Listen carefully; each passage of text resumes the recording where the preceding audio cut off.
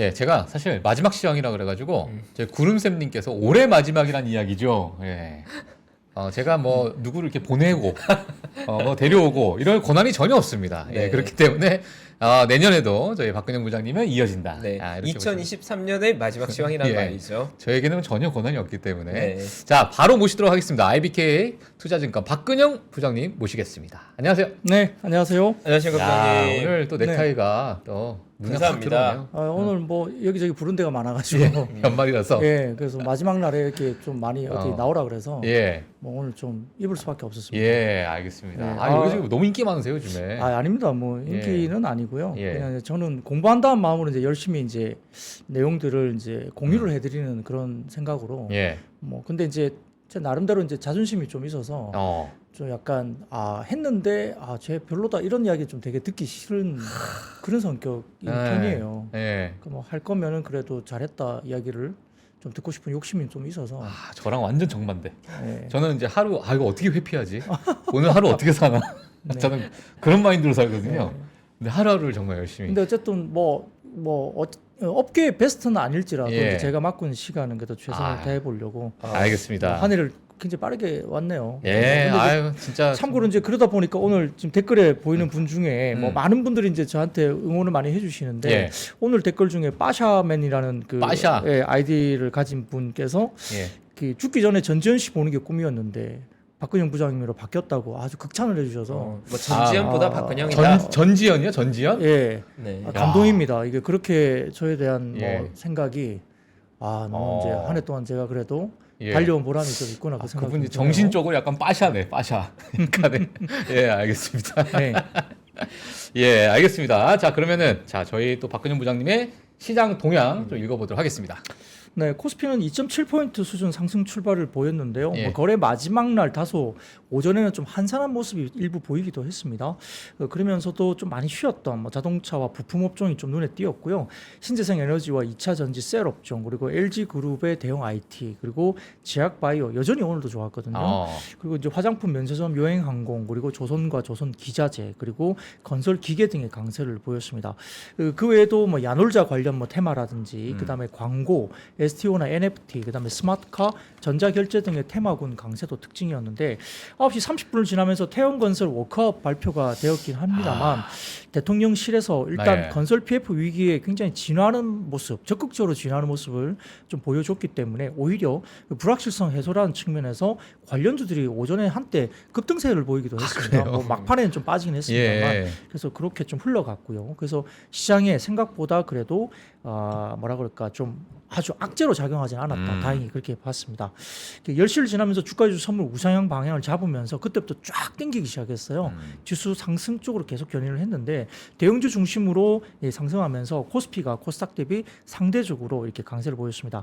미국 국채 10년물 금리가 3.8%까지 빠지면서 금리 인하 기대감이 계속 유지됐고요. 그 금리 인하 기대감 속에 결국은 내년 비만이라든지 알츠하이머 같은 등등 이런 부분들에 대한 주요 임상 일정 대기 중인 헬스케어 업종이 강세였는데 좀 이따 말씀드리겠지만 오늘 같은 경우는 특히 대형주들의 강세가 특히 뛰었습니다. 최근에 이제 제약바이오 쪽의 중소형주들이 굉장히 강세였는데 오늘은 뭐 셀트리온 그룹 그다음에 삼성바이오로직스, 한미약품 이렇게 따라갈 것이라고 봤던 제가 계속적으로 좀 언급드렸던 쪽이 오늘은 상당히 막판에 많이 끌어올렸다 이렇게 볼 수 있고요. 그리고 태형건설, 워크아웃 등 건설업계 불확실성 확대되면서 건설업종 대부분은 좀 하락세를 보였습니다.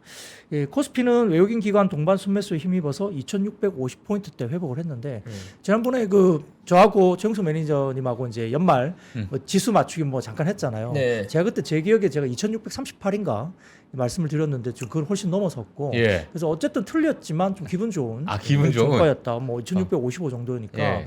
종가 기준 마지막 날에 그래도 예. 좀 힘있게 좀 올라가면서 뭐 글로벌 증시 대비는 좀 아쉬운 감이 분명히 있습니다만 예. 그래도 이제 마무리가 굉장히 좀 그래도 나쁘지 와. 않게 끝났다. 볼 수 있습니다. 2638을 말씀하셨어요, 그때? 예, 2,638. 왜 38? 8은 어떤 의미가 있을까요? 아무 의미 없습니다. 역시 멋있어. 쿨한. 쿨한 남자. 그냥 알겠습니다. 뭐 느낌대로 갔는데요. 예, 아무튼 예. 그것보다 훨씬 더 올라서 끝났으니까 뭐 사실 글로벌 증시는 뭐 신고가 막 돌파한 증시가 꽤 있죠. 예. 그리고 대만 증시 같은 경우도 꽤 괜찮았는데 예. 상대적으로 비슷한 시장으로 여겨졌던 한국 증시가 이제 어쨌든 좀 못 오른 면이 분명히 있어요. 지수로 따지면. 근데 이제 연초에 아주 뭐 센티가 안 좋았던 뭐 완전 급락할 거다, 깨질 것이다, 뭐 네. 경기 침체로 가면서 다 망한다, 뭐 이런 분위기의 맞아요. 매크로 이야기가 너무 시장에 맞아요. 많았어요. 네. 방송 쪽도 그렇고. 그래서 그런 것들이 극복되면서 그래도 우상향 그림이 그려지고 마무리된 거는 참 다행이다 생각은 듭니다. 예. 그리고 이제 결국은 이제 제약바이오나 자동차 업종이 오늘 지수 상승 견인했고요. 23년 기준 코스피는 연간 기준 약 18% 이상 주가가 올라서 끝났습니다. 원달러 환율도 뭐 1,290원대 하회를 하면서 전저점 수준인 1,286원 정도를 가니까 추가적인 하락은 제한되긴 했지만 네. 방향성은 워낙 강세로 갔습니다. 말씀드렸던 셀트리온이나 삼성바이오로직스, 한미약품 중심으로 의약품 강세였고요. 자동차주 강세에 운수장비 상승했고 최근 숨고르기 국면에 진입했던 두산 로보틱스가 다시 급등세가 전개되면서 기계 강세를 이끌었습니다. 유통업 같은 경우는 하나갤러리아가 김동선 부사장 지분 매입 이슈가 부각되면서 상한가로 마무리했고요.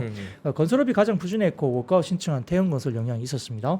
코스닥 업종별로는 운송장비, 부품과 음식료, 담배, 제약이 강세였고 반면 반도체 소부장이 좀 쉬었고요. IT 하드웨어도 약세였습니다. 예.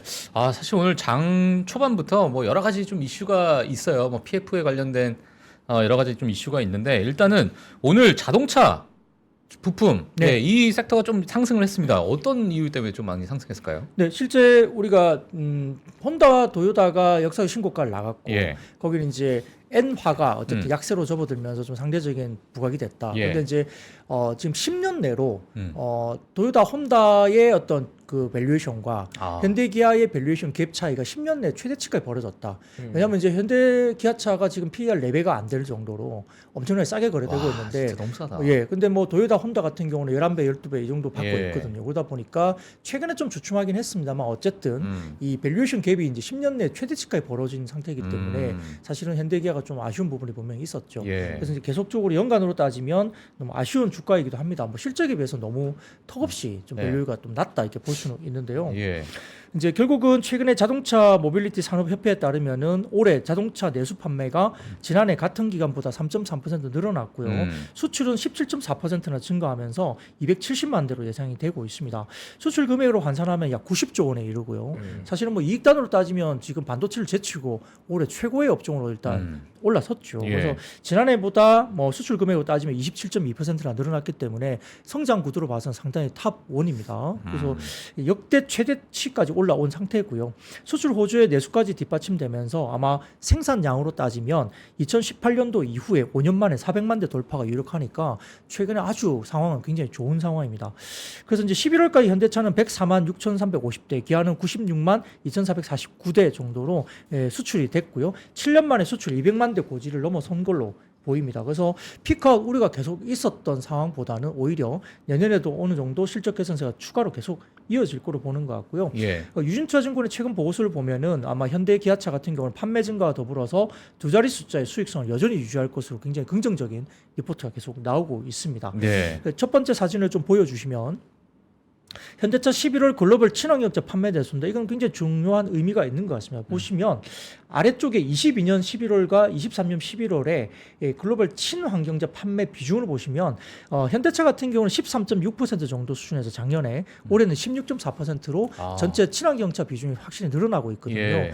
절대적인 수치도 늘어나고 있지만 아무튼 친환경차 수치가 늘어나면서 좀 잘 팔고 있는 것으로 일단 보입니다. 그 다음 사진 보시면은 기아의 11월 글로벌 친환경차 소매 판매 대수인데요. 이것도 보시면은 22년 11월 17.4%에서 기아가 20.1%로 좀 더 높이 올라가고 있죠. 그래서 오늘 기아가 좀 더 분위기는 좋았어요. 그리고 최근에 인센티브도 보면 현대보다는 기아가 훨씬 더 인센티브가 낮게 형성되어 있기 때문에 예. 기아의 움직임이 여러 가지 상당히 좋았다는 부분이 보이기 때문에 상대적으로 현대보다는 기아 움직임이 조금 더 좋은 흐름이 나타나고 있는 모습이 보입니다. 예. 더군다나 이제 FM 가이드에 따르면 기아의 내년 영업이익 추정치가 올해 초에 8조 2,465억 정도 수준에 머물렀는데 전반적으로 올해 내내 이제 내년 실적 추정치가 기아가 올라가면서 11조 6,121억까지 증가를 하고 있는 추세고 현대차 같은 경우도 내년의 영업이익이 평균 추정치가 14조 6,741억 원으로 올해 영업이익 추정치인 15조 3,723억보다는 조금 낮은 편이긴 합니다만 연초에 내년 현대차의 추정치가 10조 1,739억밖에 안 됐습니다.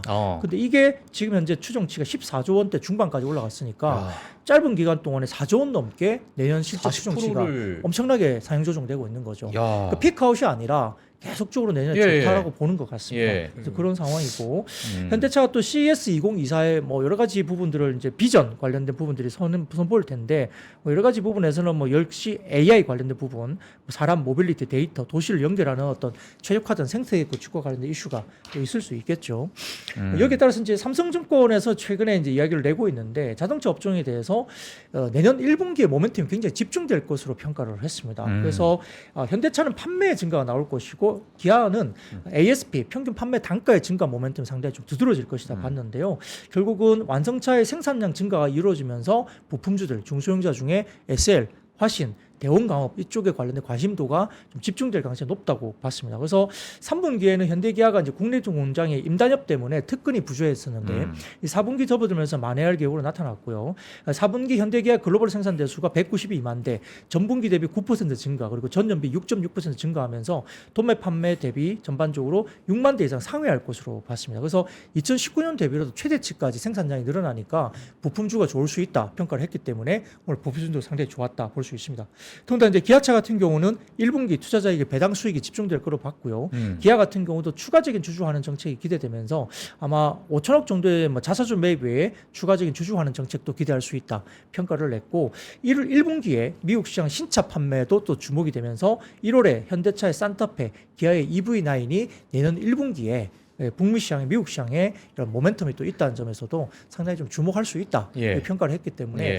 뭐 밸류에이션도 싸고 또 너무 눌려 있었던 점에서는 움직일만 했다 이렇게 볼 수도 있습니다. 와, 진짜 지금 보게 되면 실적 같은 경우에는 정말 역대급으로 지금 상승하고 있는데 맞아요. 상대적으로 이렇게 눌려 있는 이유가 뭐 물론 외국의 뭐 테슬라나 여러 어떤 전기차에 대한 수요, 뭐 수요 둔화, 뭐 이런 얘기도 분명히 있겠지만 근본적으로 뭐 어떻게 봐야 됩니까? 뭐 네. 관점의 차이는 있지만 예. 결국 시장에서 바라는 건 성장에 대한 기대가 있느냐 없느냐를 보는 거거든요. 예. 근데 이제 사실 기존의 패러다임을 가지고 있던 자동차 업체들 같은 경우에 계속해서 마켓쉐어를 전기차 시장으로 가져가야 되는 건데 전기차 시장에서는 사실 이미 순수 전기차 기업과 기존 내연기관차에 넘어가는 쪽의 개입 차이가 계속 벌어지고 있긴 하거든요. 근데 그걸 이제 어느 정도로 현실화할 거냐에 대한 고민들을 하는 것 같고 그리고 이제 문제가 되는 건 온디바이스 트렌드를 보면 자동차가 더 전장화되거든요. 그러니까 전자제품에 더 가까워지게 되는 거고 우리가 예상한 것보다도 자동차에 들어가야 되는 MPU라든가 다른 전자장비의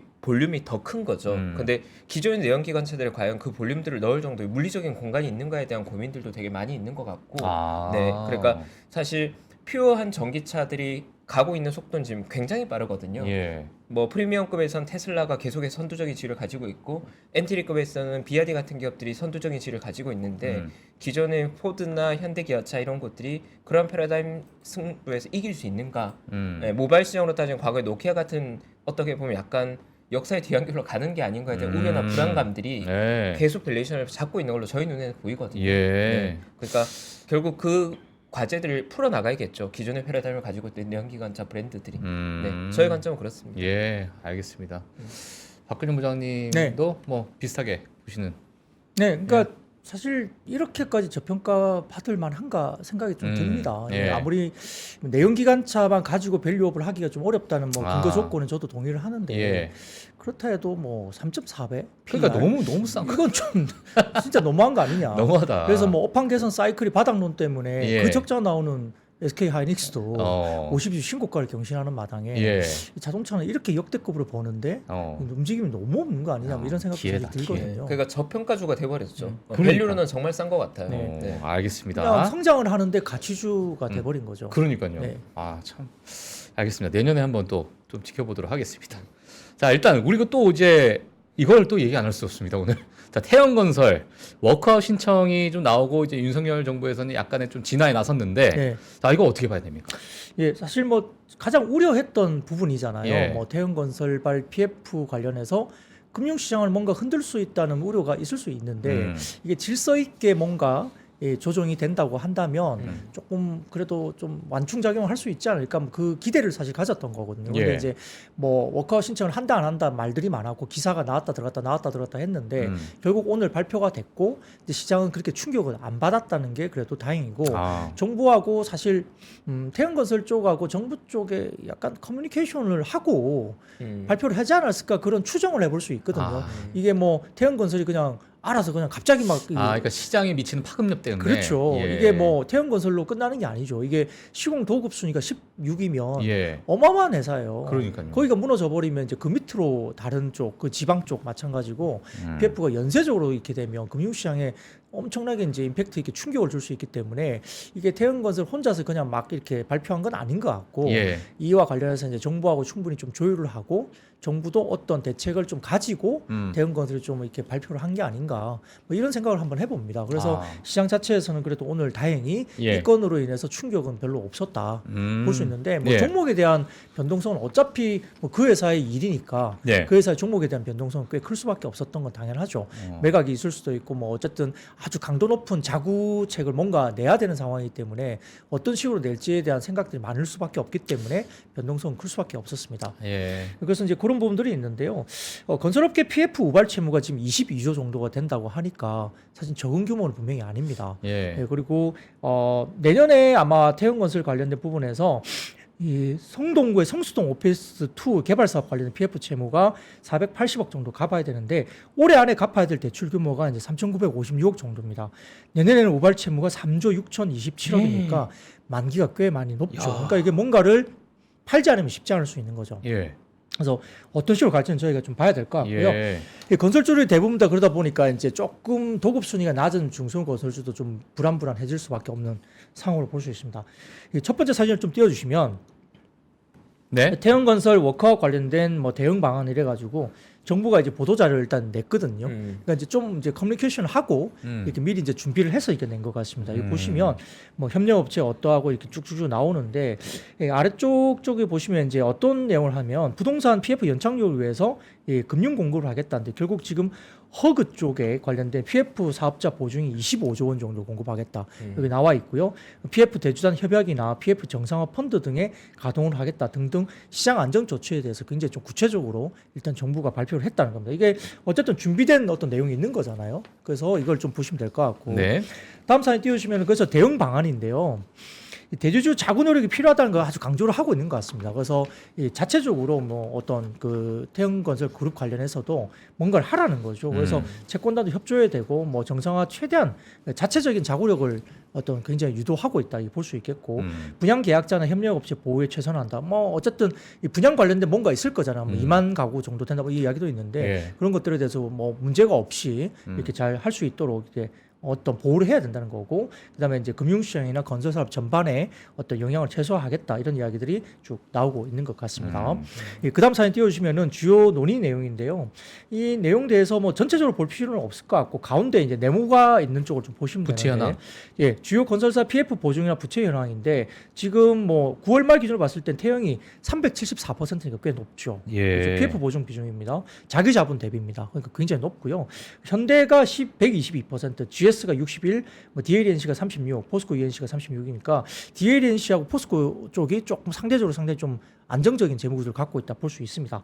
9월 말 기준 건설사 부채 비율입니다. 여기 보시면 태형이 258%, GS가 205%, GS 상당히 많이 추세였어요. GS 맞네요, 부채가. 네, 예. 이번에 뭐 우리가 일부 좀 그렇죠. 안 누락한 좋았죠. 그런 것들 때문에 좀 일부 이제 영향이 있는 것 같고요. 예. 포스코 ENC가 128, 현대가 114, DLNC가 75. 그러니까 DLNC가 상대적으로 좀 재무 구조가 좀 많이 좀 안정화되어 있다 이렇게 볼 수도 예. 있습니다. 그리고 그다음 이렇게 네모난 구조를 보시면은 기업 구조조정 촉진법에 대해서 워크아웃 주요 절차 쭉쭉쭉 나와 있으니까 이것도 좀 보시면 될 것 같고 뭐 짧은 시간 내에 끝날 것 같지는 않아요. 일단 일정 부분 네. 어쨌든 워크아웃 절차가 이렇게 시간이 좀 걸린다는 것도 이렇게 판단하시면 될 것 같습니다. 예. 그다음 사진 보시면은 태양건설과 PF 사업장 정상화 유도에 대해서 나와 있는데 딴 건 보지 마시고요.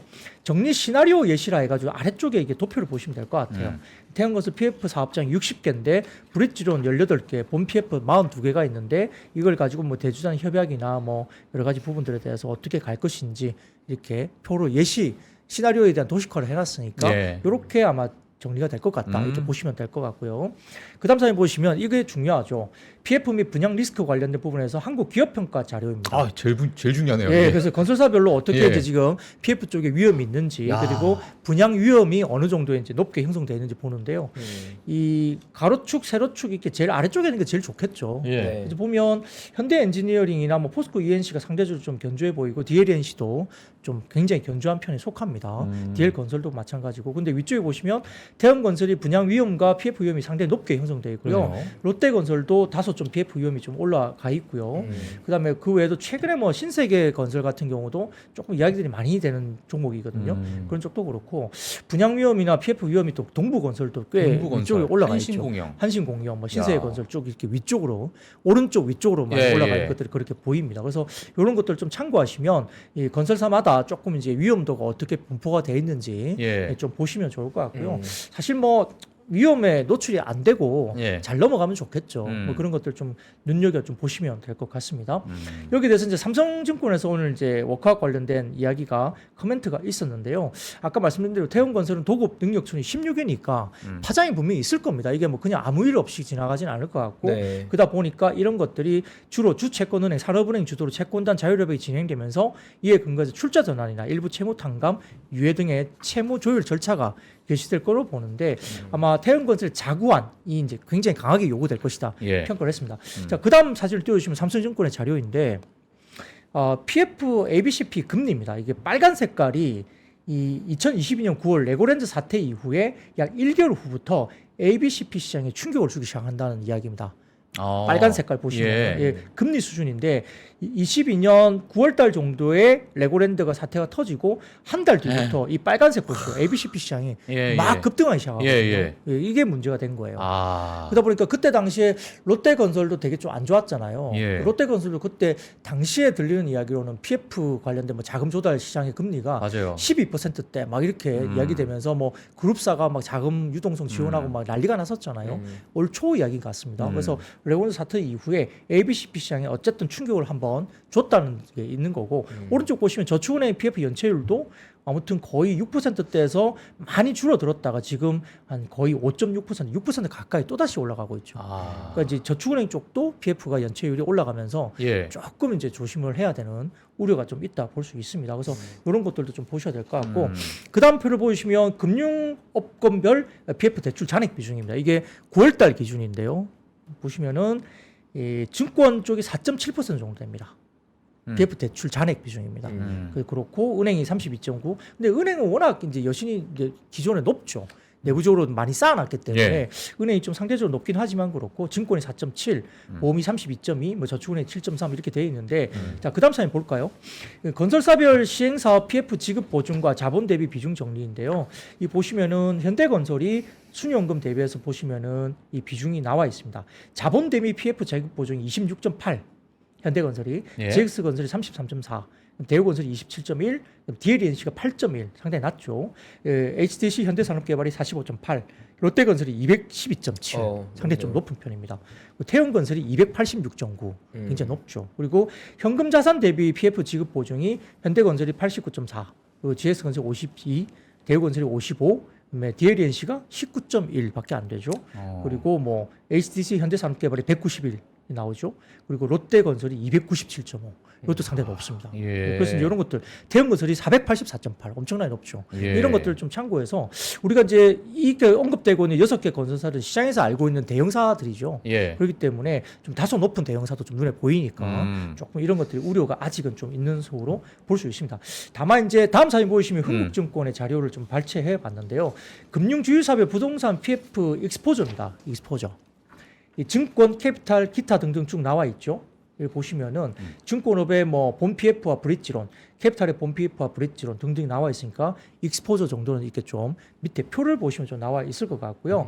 뭐 증권 업종별 PF 잔액과 연체율 현황 쭉 보시면 은행, 저축은행, 보험, 카드 캐피탈, 상호금융과 증권 등등이 표로 이렇게 딱 정리가 돼 있으니까 이걸 보시면 어느 쪽에 문제가 있는지 좀 보시면 될 것 같고 연체율로 보면 은행은 0.23%밖에 안 됩니다. 그 은행 쪽으로 번질 가능성이 상당히 낮게 볼 수밖에 없는데 여기 상대적으로 높은 게 지금 저축은행이 4.61 연체율이죠. 그리고 증권 쪽이 17.28%. 증권 쪽이 엄청 크네요. 연체율이 굉장히 높죠. 예. 이것도 약간 뇌관이 아직은 좀 남아 있을 수 있다. 아. 좀 불안한 요소가 아직은 좀 있습니다. 근데 예. 어쨌든 알고 있는 거기 때문에 예. 정부가 어쨌든 질서 있게 이 부분들을 잘 이렇게 뭐 큰 문제 없이 안정화를 찾을 수 있도록 유동성 지원이나 네네. 대책들을 좀 마련하고 있지 않을까 생각되는데요.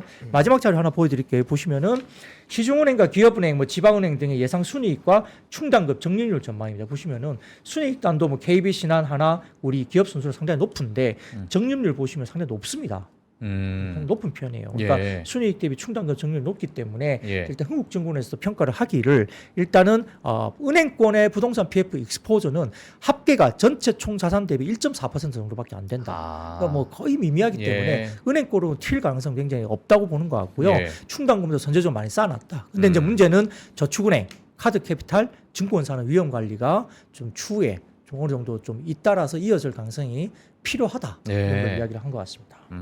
알겠습니다. 사실 그 지금 앞서서 설명해주신 뭐 대형 건설사 외에 뭐 중소형 건설사는 뭐 태형 건설만큼 또 이제 PF에 대해서 많이 크게도 노출되어 있고 연체율 자체가 너무 높기 때문에 네, 또 네. 위험할 수도 있는 부분이 또 있잖아요. 그렇죠. 뭐 예. 도산을 할 수도 있죠. 예. 뭐 그 좀 그 중소 아주 이제 작은 건설사들 예. 그게 지방 중심의 또 건설사는 예. 다소 좀 위험도가 아직은 높을 수 있고요. 예. 여전히 지금 분양 시장 이런 것들도 굉장히 좀 얼어 있고 뭐 수도권 이외의 다른 지역들 뭐 지방 쪽은 여전히 좀 쉽지 않은 국면이라 만만하지 않을 수도 있습니다. 아. 근데 이제 그게 파급 효과가 뭐 그렇다고 해서 아주 뭐 크게 예. 막 다 무너지거나 그러지는 않을 것 같긴 한데 그럼에도 불구하고 이제 어쨌든 뭐 어떤 식으로 어떤 뭐 문을 닫는 뭐 중소 예. 건설사가 뭐 지방에서 이룰 수 있다는 점은 뭐 어쩔 수 없는 상황이 아니 될 근데 수 있겠죠. 제가 뭐 부동산 전문가는 아니지만은 최근에 이제 부동산이 워낙 좀 침체되어 있고 네. 매매 자체가 완전히 없으니까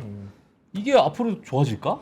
라고 봤을 때는 이게 기업의 부담밖에 안 될 것 같은 상황인데 이게 좀 그렇네요. 예, 네. 뭐 당분간 이제 내년도 분양 시장은 결국 재건축 재개발 정도의 단지 정도 위주로 예. 가지 않을까 싶거든요. 뭐 자체 개발 사업을 뭐 아주 적극적으로 하면서 뭐 분양 시장을 이렇게 뛰어드는 시공사는 없을 거예요. 그리고 지금 현재 시공사들도 대부분 다 보면 내년 초부터는 아마 집중해야 될 단지, 그러니까 수주를 따내기 위해서 마케팅을 하거나 예. 이런 단지를 봤을 때 집중해야 될 단지를 추려서 아주 많이 줄이는 쪽으로 갈 거예요. 예. 그래서 꼭 따야 될 단지만 집중하고 아. 나머지는 다 손을 떼면서 좀 교통 정리를 하는 분위기로 갈 수밖에 없습니다. 예. 다만 이제 개인적인 의견으로는 과거에 시장을 줬던 이벤트를 생각해 보면 시장에서 예측하지 못했던 문제가 발생할 때 가장 부정적인 충격이 큰 거거든요. 예. 근데 이미 정부에서 나서서 진화에 대한 노력들을 하고 있고 시장이 이미 인지하고 있는 이벤트이기 때문에 예. 뭐 조금 더 리스크가 확산될 수는 있겠지만 이걸로 인해서 뭐 극단적인 상황이 온다고까지 보는 건 제가 그건 보기엔 아니다? 아직은 아니다. 조금 다소 과도한 과도하다. 우려다. 그래서 아. 현재까지 진행된 걸 봐서 문제는 발생했지만 어쨌든 수습 위한 노력이 되고 있기 때문에 네. 뭐 이것 때문에 내년에 대해서 아주 큰 부담을 가질 것까진 개인적으로 없지 않을까. 물론 예. 당연히 뭐 건설주를 직접 가지고 있는 분들은 좀 고민해 보셔야 될 이벤트가 되겠죠. 예. 직접적인 영향을 받는 섹터니까요. 네. 알겠습니다. 자, 다음으로 네, 좀 저희 한 2분 2분 정도 정도 남았는데요. 마지막도 요 제약바이오 제약 짧게 제약바이오로 한번 가볼까요? 제약바이오. 예. 예. 뭐 준비한 조선과 조선 기자재는 예. 이제 시내 자료실에 신의 들어가셔서 자료실에. 아마 예. 오늘 정말 자료 너무 많이 준비해 너무 주셨는데 도표가 아주 많습니다. 이거 예. 그냥 한번 오늘- 참고를 하시면 될 것 같고요. 예, 이 자료 꼭 보시고 싶으신 분들은 신의 자료실 가서 보시면 될 것 같습니다. 네, 역시 이제 오늘 이제 평소에 지금 제약바이오를 제가 한 4번 정도 최근에 이야기를 하는 것 같아요. 아, 마감 시간 때. 예. 그만큼 이제 첫날 제약바이오 언급 드렸을 때 대부분의 댓글창 분위기가 안 될 것 같다. 그냥 지금 뭐 바뀌었어요. 잠깐 이렇게 예. 뭐 이렇게 이럴 것 같다 이야기를 예. 했던 분들 꽤 많았거든요. 예. 근데 제가 지금 4번째 제약바이오 아, 언급을 드리는 손바닥이 뒤집어졌죠, 상황입니다. 지금? 근데 예. 이제 물론 이제 일부 제약바이오 관련해서 증권사 애널리스트는 좀 많이 올랐다. 중소형주들이 꽤 많이 올랐기 때문에 아, 그래요? 선별적으로 좀 예. 접근하자 이런 이야기도 꽤 있고요. 그래서 오. 뭐 에이프릴 바이오가 뭐 좀 최근에 눈에 들어온다 이런 리포트도 꽤 나왔고 맞아요. 뭐 그런 것들이 있고 중소형주가 많이 오르다 보니까 오늘은 중소형주보다는 좀 큰 애들 그러니까 뭐 예를 들어서 뭐 셀트리온 그다음에 한미약품 예. 삼성바이오로직스가 오늘 꽤 많이 올랐거든요. 예. 그러니까 그런 대형주가 이제 약간 키를 맞추면서 올라왔다. 아. 의미가 있는 거죠. 그래서 저는 이게 오늘 장 마지막 날이잖아요. 그러면 이제 펀드들 입장에서는 내년을 보고 사는 날이거든요. 오늘 마지막 날이긴 하지만 예. 그래서 오늘 자동차와 제약바이오 대응주가 좀 움직였다는 거 좀 의미가 있지 않을까? 아, 이게 힌트다. 예, 뭐 저는 조금 의미를 부여하고 싶어요. 예. 왜냐면 오늘 마지막 날에 굳이 이런 종목 업종들을 왜 땡겼을까? 돈들이 들어가서 예. 그 큰 종목들을 왜 뭐 5% 6% 막 땡겼을까 생각하면 예. 조금 의미가 있지 않을까? 그리고 코스피 시장이 올라갔던 뭐 거. 그렇기도 하고요. 예. 그래서 그런 것들도 저는 좀 의미를 좀 부여를 좀 개인적으로 좀 하고 싶습니다. 근데 뭐 그렇다고 어떻게 될지 좀 지켜봐야 되겠죠. 네네. 네. 결국 이제 최근에 제약바이오 관련된 바이오텍 상승 관련된 역시 이제 우리가 말씀드렸듯이 이 빅파마들이 움직이면 국내 제약바이오 영향은 별로 없습니다. 근데 이제 중소형 바이오텍이 미국 시장에서 움직이면 예. 국내 제약바이오는 움직이거든요. 연동을 하게 되는데 대표적인 바이오텍 지수인 XBI랑 그다음에 NBI라는 지수가 있는데 예. 이쪽이 10월 말부터 시작해서 XBI 같은 바이오텍 지수는 39% 급등했고요. NBI 같은 경우는 19% 상승했습니다. 여기는 결국 금리 하락, 금리 인하에 대한 기대감, 그리고 두 번째로는 최근에 갑자기 빅파마들의 M&A가 갑자기 막 돌출하죠. 예. 이런 것들에 대한 증가, 바이오텍 M&A 증가가 새롭게 이제 본격화되고 있다 이야기 되는데 예. 결국은 여기에 대해서 이제 바이오텍 헬스케어 업종이 최근 많이 올랐죠. 근데 최근에 보면 많이 오른 것 같은데 최근에 예를 들어서 23년 12월 27일 기준에 XBI 지수, 그러니까 미국의 헬스케어 바이오텍 XBI 지수는 최근에 급등했음에도 불구하고 여전히 21년 1월 형성한 역사적 고점 대비로서는 여전히 46% 빠져 있는 지수입니다. 아. 지수가 여전히 오른 게 거의 없다는 거예요. 예. 그렇기 때문에 충분히 올라갈 수 있다는 거고, 골드만삭스 헬스케어 쪽의 애널리스트 입장에서는 최근에 이와 같이 단연간 금리나 매크로 등의 기업 가치에 큰 영향을 주는 상황을 거의 경험하지 못한 것 같다. 아. 역시나 이렇게 코멘트를 남겼으니까 그만큼 예. 굉장히 언더퍼폼을 했던 거죠. 그래서 충분히 최근에 주목을 받을 수 있고, 역시 이제 BMS의 인수권 41억 달러 그리고 아스트라제네카가 인수한 12억 달러 빅파마들의 대형 M&A가 본격화되면서 맞아요. 바이오텍 인수가 눈에 띄고 그러면 라이센스 아웃 할 수 있는 종목에 대해서 기대감이 높아질 수밖에 없잖아요. 그러니까 네. 국내 회사들 중에 라이센스 아웃을 하거나 그다음에 M&A에 타겟이 될 수 있는 회사들은 역시 중소형주들 가운데 역시 관심을 끌 수밖에 없다 이렇게 이야기를 한 것 같습니다. 그래서 네. 이런 것들이 결국은 뭐 우리가 BMS 같은 경우는 방사성 의약품 바이오텍 인수했잖아요. 그러니까 이제 그와 비슷한 회사들이 또 미국 시장에서도 대상이 될 수 있는 후보군들이 급등을 하면서 주목을 받고 있기 때문에 이 제약바이오 쪽도 이제 오늘 좀 큰 종목들이 이제 움직이기 시작했다는 것도 좀 지켜볼 필요가 있겠습니다. 알겠습니다. 감사합니다. 네. 올해 마지막 시황. 마지막 네. 제약바이오로 박수 끝났습니다. 네. 의미 있습니다. 네. 알겠습니다. 자, 오늘 마지막 저희 또 IBK 투자증권 박근영 부장님이 여기서 보내드리도록 하겠고요. 내년에 또 새로운 모습으로 네. 네, 새해 복 많이 받으시고 또 만나 뵙도록 하겠습니다. 감사합니다. 네, 새해 복 많이 받으시고요. 새해 뵙겠습니다. 네, 고맙습니다. 감사합니다, 부장님. 네. 외환위기 오는 거 아니에요? 금융위기 오는 거 아니에요? 이런 질문들을 좀 굉장히 많이 받았었습니다. 탐욕이 되게 강했을 때 위험자산으로서의 극단적인 쏠림이 나타나고 공포감이 극에 달했을 때 안전자산으로서의 극단적인 쏠림이 나타나거든요. 과거의 일이 미래에 똑같이 일어난다 이건 아니지만 그때 당시에 위기 상황에서는 어떤 공통점들이 있었는지를 보면서 우리가 대비를 하는 방법도 고민해 볼 수 있고요. 과거를 제대로 이해하는 순간 위기의 실체가 드러납니다. 오건영의 현실 경제 이야기를 서점에서 만나보세요.